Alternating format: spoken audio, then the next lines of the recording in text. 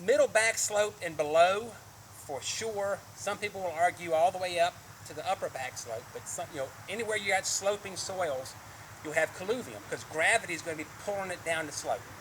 The trees will kind of hold it there, so if you move the trees, it's gone. And then at the bottom of the slope, you have alluvium, moved by water. So all that sedimentary, all that deposit right there, that's all been moved by water. It's all been, if it's big, it'd be a delta kind of thing. So it's been moved by water down there. Floodplains, terraces, or alluvium.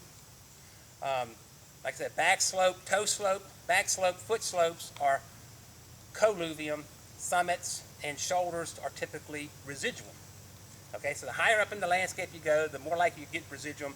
The lower down you go, the more likely you're going to have alluvium. And in the middle, you'll have gravity moved. Okay?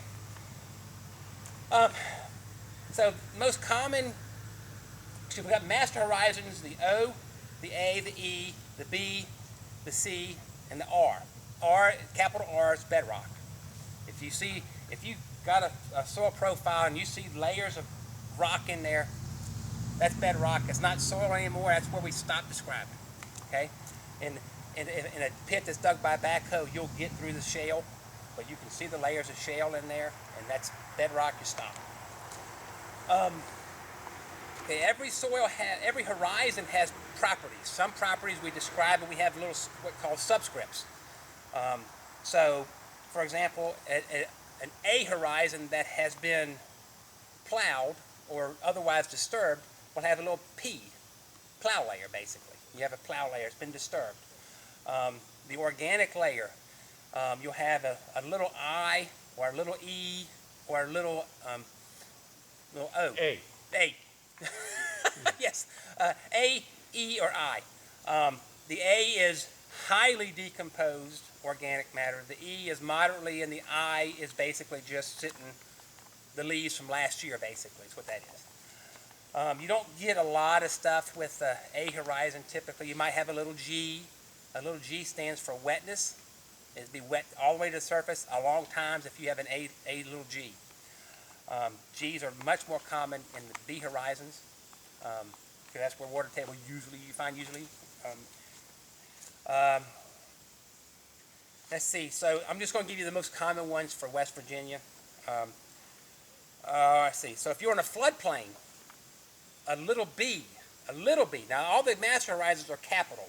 So capital A, capital B, capital E, capital O, all those.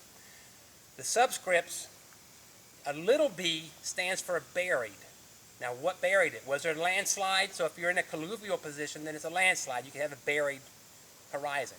But buried horizon is very common on floodplains.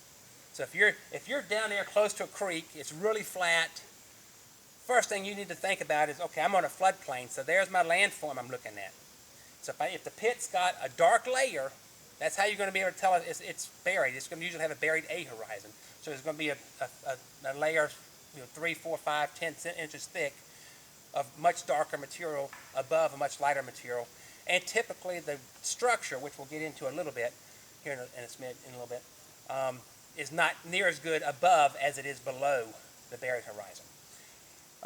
Okay, so I got the little b, the little g, the little p, the little t.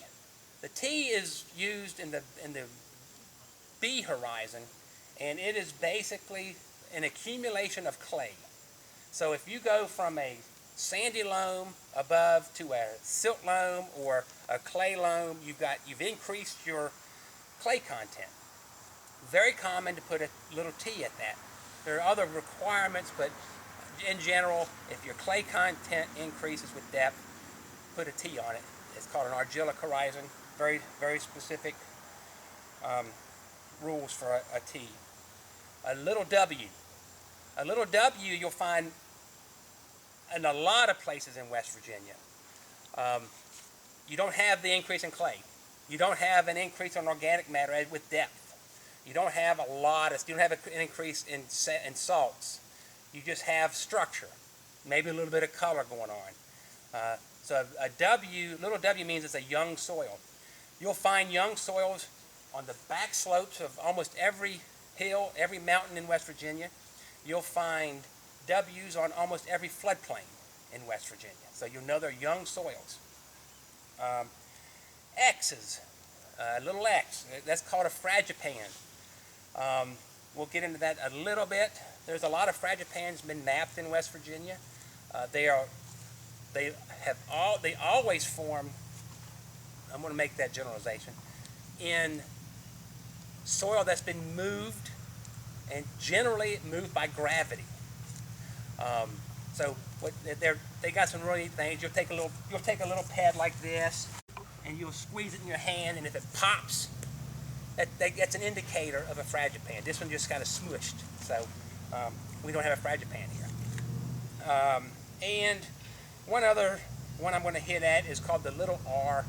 The little R is basically weathered bedrock. You can still see the structure of the bedrock, but the rock is so rotten that roots can get into it, basically.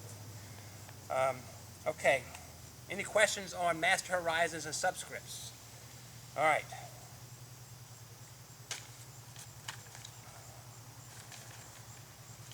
All right, we talked about parent material a little bit, residuums at the top, colluviums mid-torso down to your ankle, and then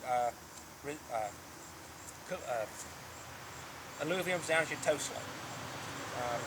Knowing your types of rocks, Cape Valley, Cape State Park's where the contest is going to be. Eastern Panhandle, you're looking at limestone, you're looking at shales, some sandstones. So those are going to be your parent material. Here, it'd be sandstone, shales, and siltstones. There's very little limestone, if any limestone, in this part of the world. You can get the Greenbrier limestone as you're going up the mountain, but that's the closest limestone there is. All right.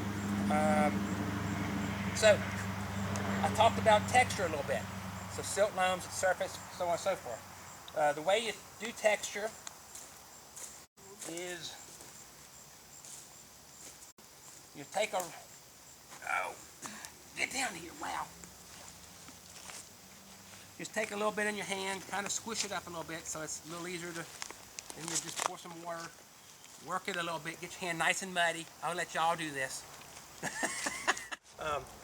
And I'll get closer to y'all so you can see it. We'll social distance, but I'll let you.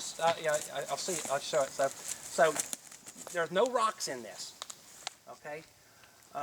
And if I work it long enough, I'll get all these little clumps out of it. This is a silty clay loam, maybe a clay loam. I mean, it's just pretty fine stuff. But it's no rocks in it. If it had enough rocks, you'd start doing modifiers, this, that, and the other thing. Okay. But that's it. And you take this and you ribbon it, and I can't ribbon this because it's going to take me an hour to work it to get all this, get all these clumps out of here. It may be a little bit finer than clay loam actually. But anyway, that's how you do it.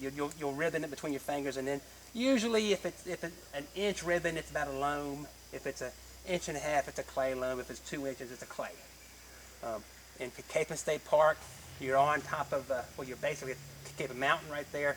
That's a quartzite. You may very well not have anything that looks like this, even close. If you dig on a golf course, maybe you get that. Maybe if we get permission to do that. I was going to say, we might get thrown out, actually. I don't think that'll work. So anyway, this is how you just work it and you work it and work it until you get a ribbon at it. If I do the surface horizon, I'll be luckier to get be more likely to get a texture out of that. I wasn't really expecting it to be quite that fine.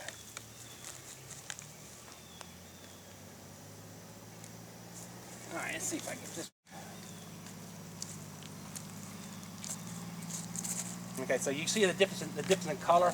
So there's without question not near as red on this. Okay, so I don't have enough to do a good ribbon, but I've got enough to give you a little bit of something here. I hope I didn't get it too wet.